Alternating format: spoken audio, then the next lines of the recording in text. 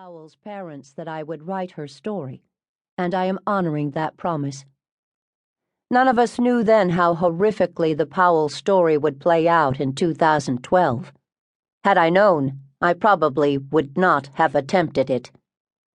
The second case, Two Strange Deaths in Coronado, is only a year and a half old, and it raises the question of why the San Diego County Sheriff's Office closed their July 2011 death investigation after only 7 weeks.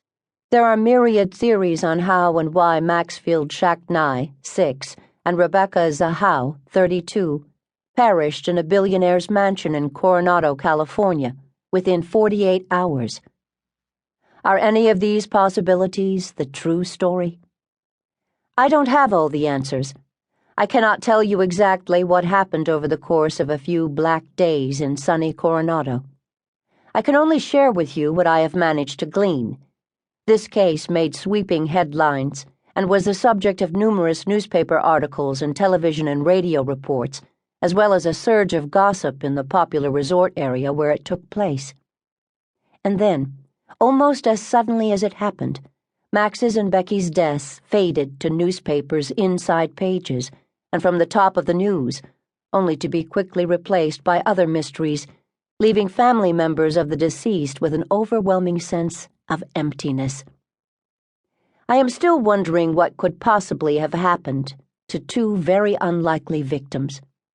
And I am not the only one still pursuing answers in a baffling case that cries out for a final chapter. Double Death for the Kind Philanthropists explores the deaths of two lifetime philanthropists. It is such a sad case for almost everyone involved that it still haunts me. Fire tells the story of a real-life towering inferno, the end result of a dangerous arsonist's fantasies. No one was safe in the many-storied hotel, and the casualty count could have been disastrous.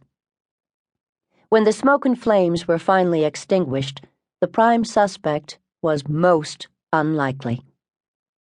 In the case I've titled An Obsession with Blondes, I cover a serial rapist's lust and deception as he carefully targeted his victims. He found them in seemingly safe venues, but he took them to locations where they were ultimately vulnerable. Luckily, an astute Oregon detective proved to be an adversary he could not overcome.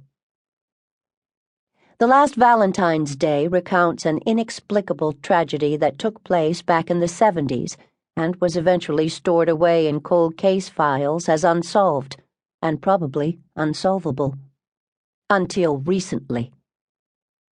After a very long time, one of several suspects I wrote about at the time of the crime finally emerged as the real killer of a trusting 16-year-old girl.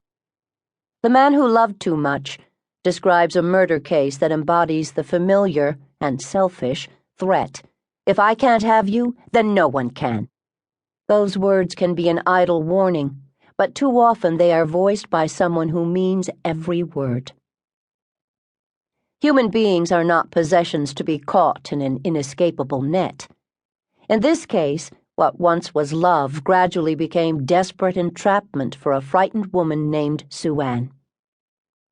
Terror on a mountain trail pits a highly trained and powerful military man against two vulnerable women.